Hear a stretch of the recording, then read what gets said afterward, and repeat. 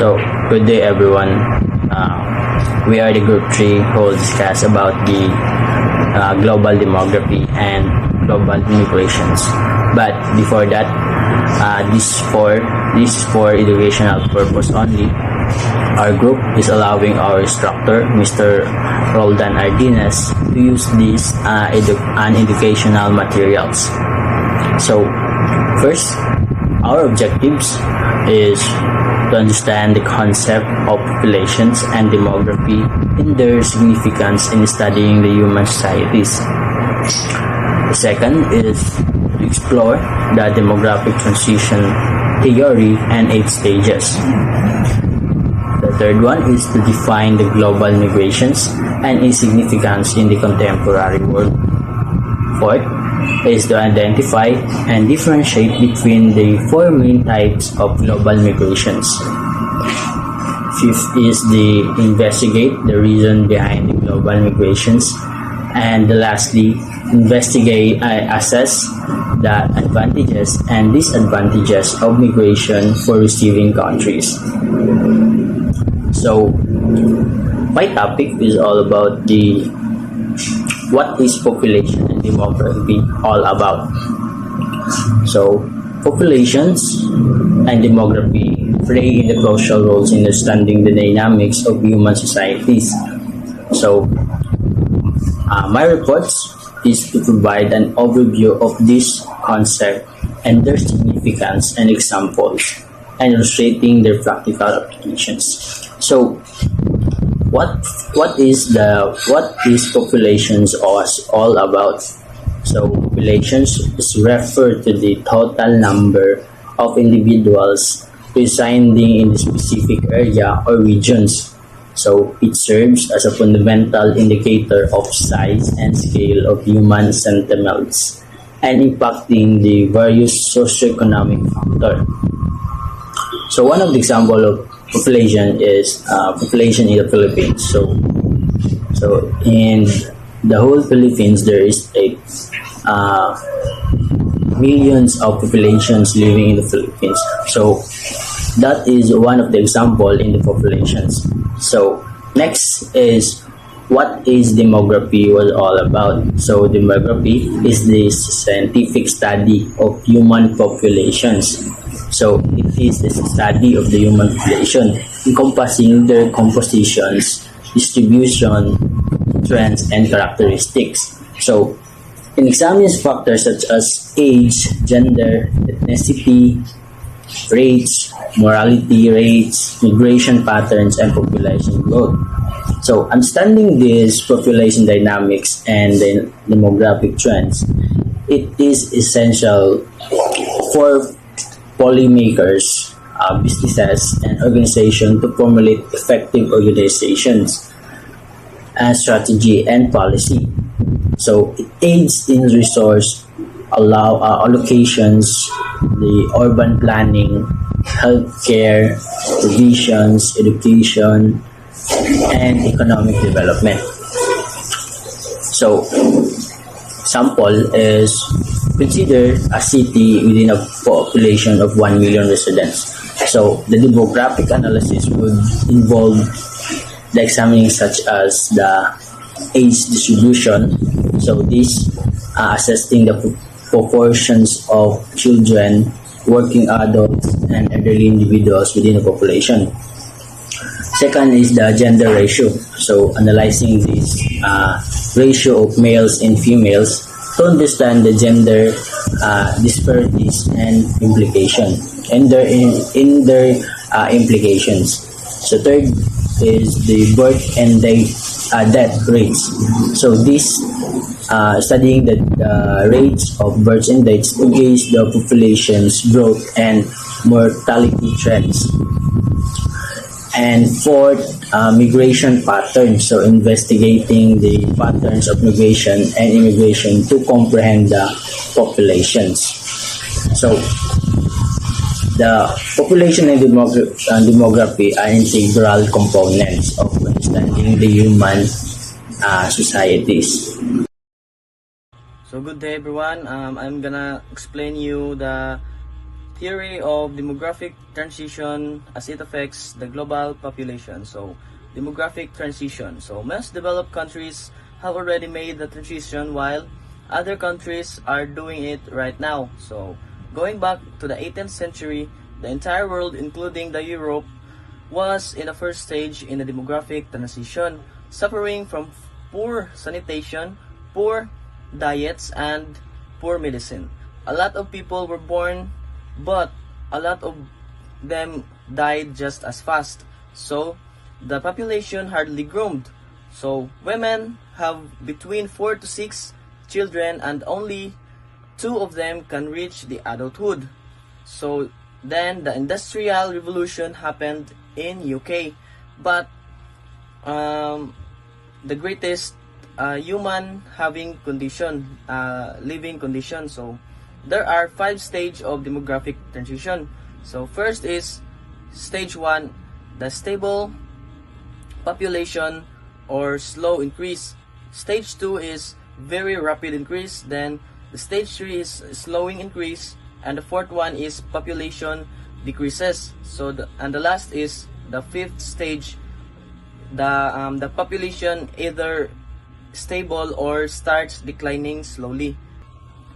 But what about the rest of the world? Are they a part of demographic transition? The answer is no. India, China, and South Africa all have a rapidly increasing population. By setting age structure, the demographer can predict the future population of these countries. They use structure diagram that use gender and age to determine how large the population it will become in the future. If there are more children than adults, then the population will increase. And if there are more adults than the children, then the population will decrease. How does the theory of demographic transition affect the global population? The theory of demographic transition describes how population change over time as societies industrialize. Initially, birth and death rates are high, resulting in slow population growth. As industrialization progresses, death rates decline due to improved healthcare and sanitation, leading to rapid population growth. Eventually, birth rates also decreases as societies develop, economically and socially, stabilizing the population. This transition has global implications influencing economic development, resource management, and social welfare policies worldwide. Understanding demographic transition helps governments and organizations plan for future population trends and challenges. That could be all. Thank you. Hi, good afternoon. I'm Engine Cadet Daog, and I'm here to report about what is global migration in a contemporary world.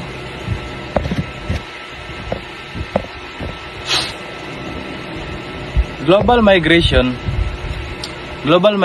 today is a word means people moving from one country to another to live and work. It happens for various reasons like seeking better job opportunities, escaping conflict or persecution, or reuniting with family. Here are the example of global migration in contemporary world. An example of global migration in contemporary world is a movement of Syrian refugees to Europe to escape the ongoing conflict in their country. Many Syrians have sought asylum in countries like Germany, Sweden, and France, leading to significant demographic and social changes in those nations.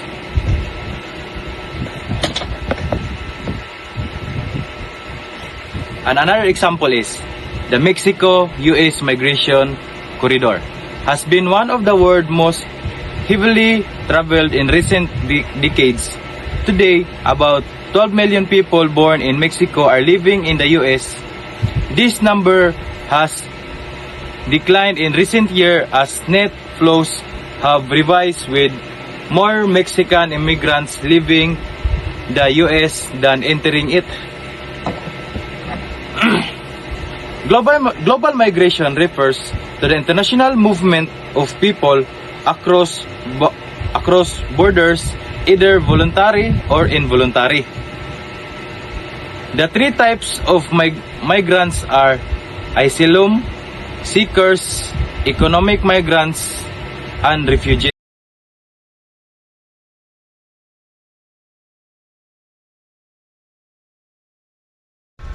Economic migration. Economic migration is the movement of people from one place to another in search of better jobs, opportunities, higher wage, improved living conditions, or other economic benefits. The impacts of economic migration are influence on labor markets, demographics, and social dynamics of both origin and destination countries.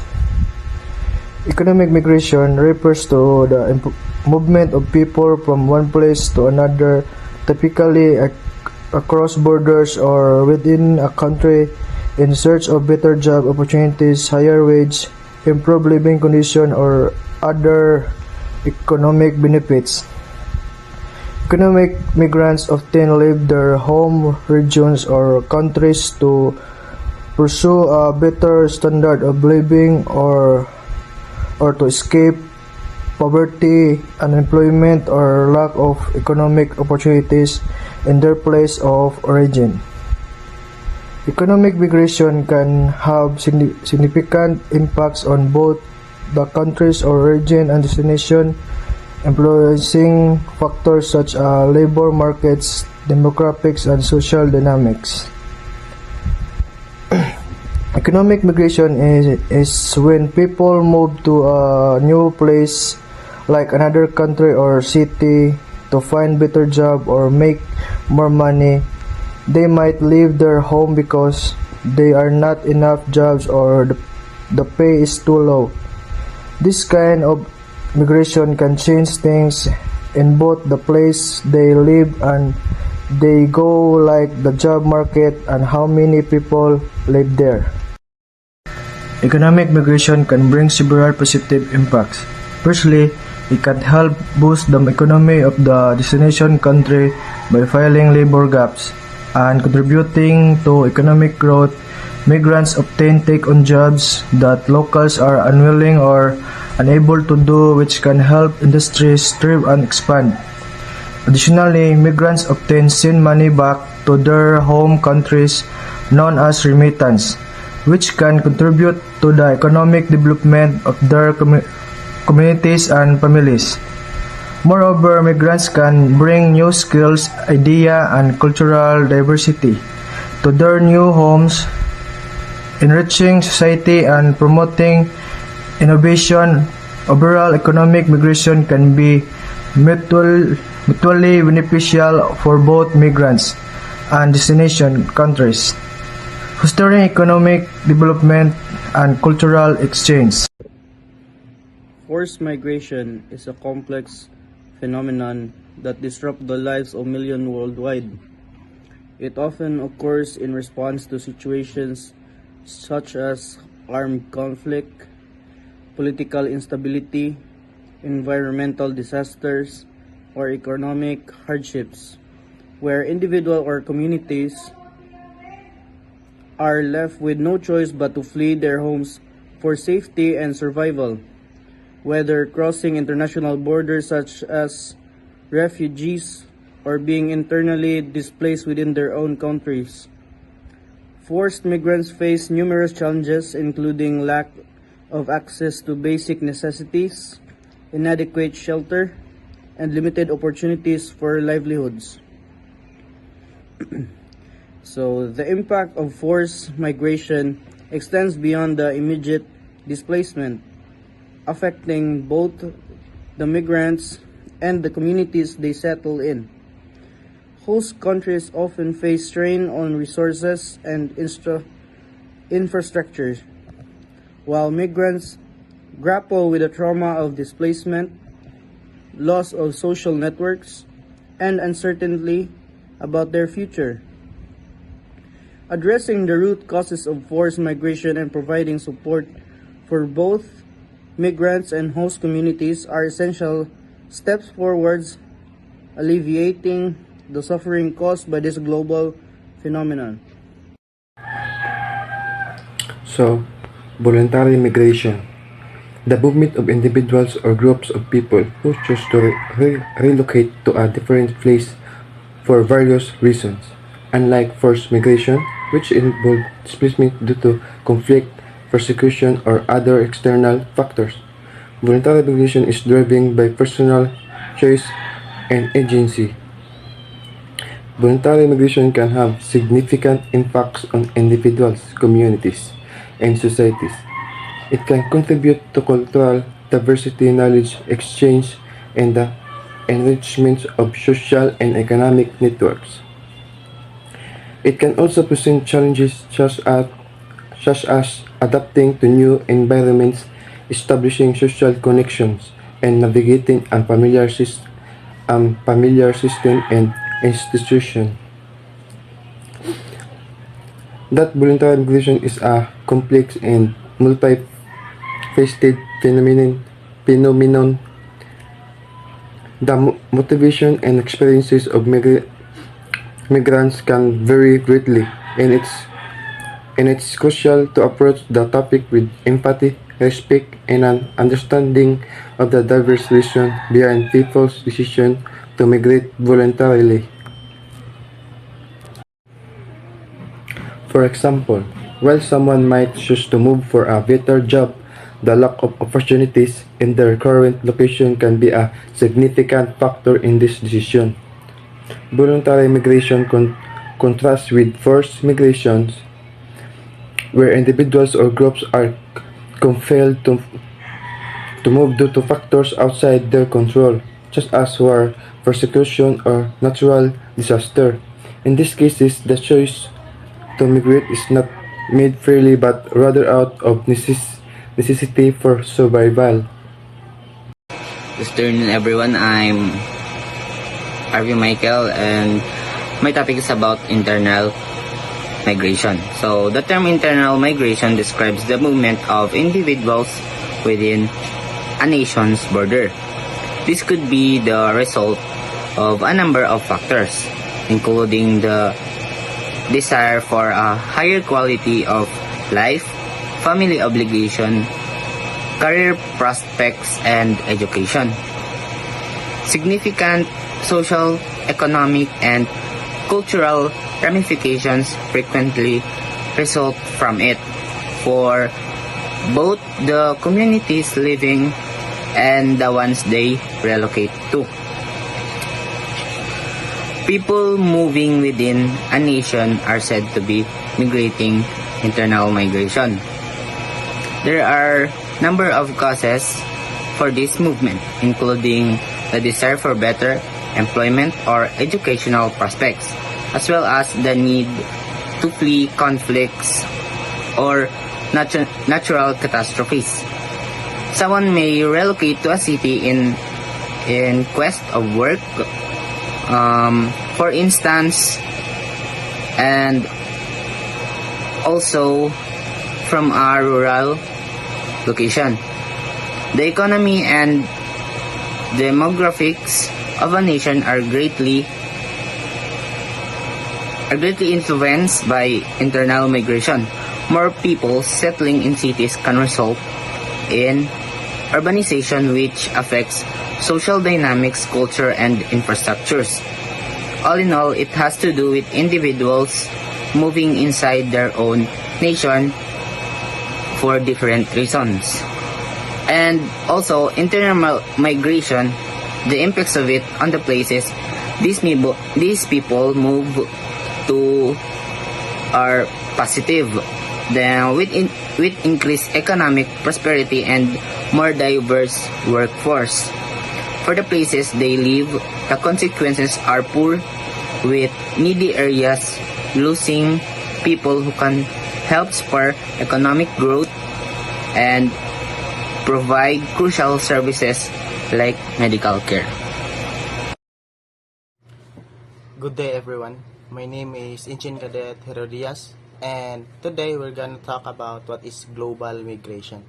So, to simply understand, the global migration refers to an international movement of people across border. So, pwede na siya involuntary and voluntary.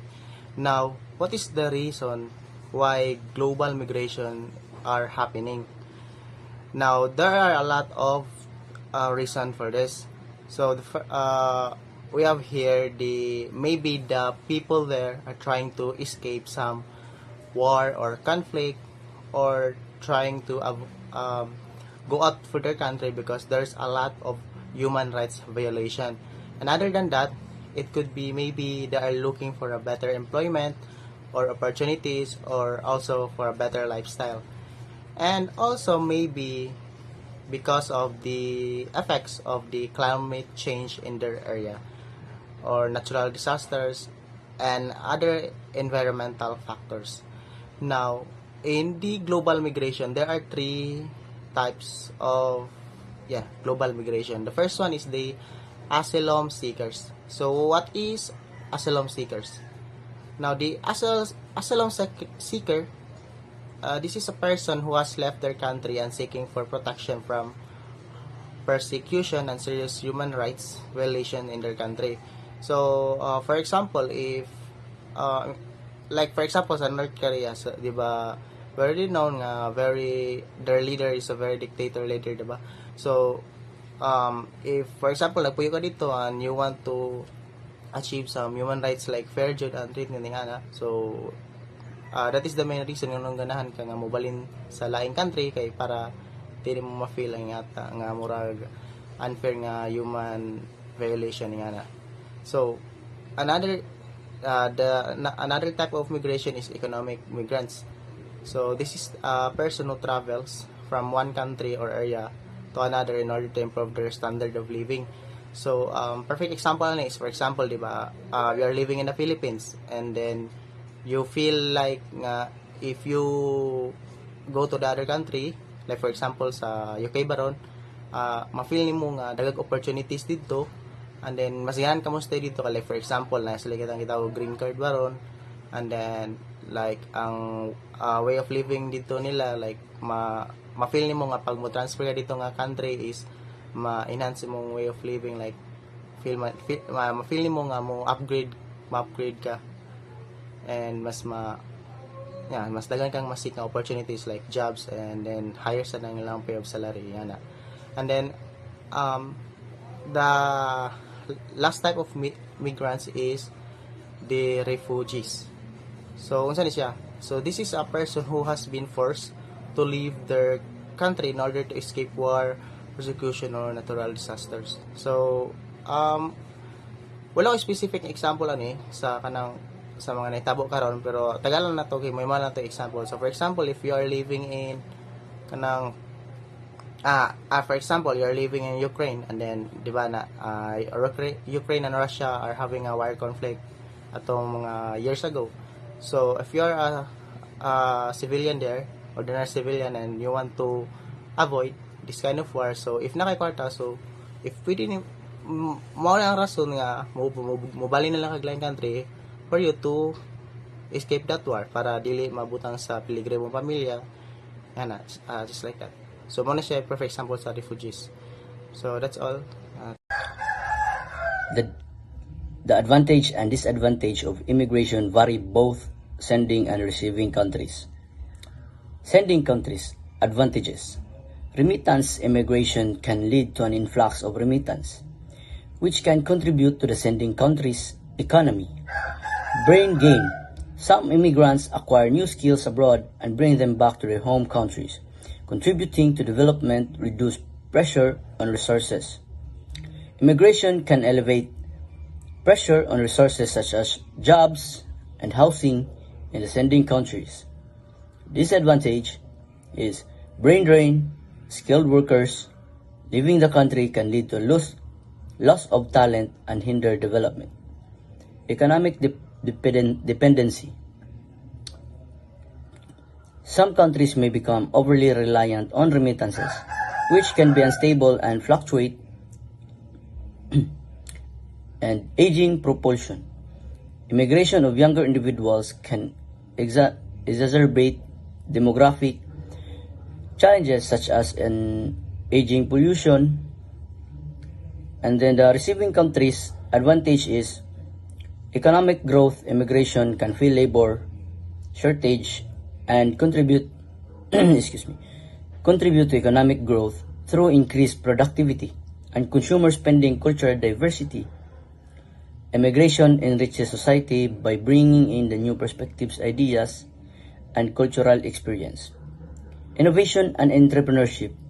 Immigrants often bring entrepreneurial spirit and innovation, driving economic dynamism, and disadvantage is strain on resources.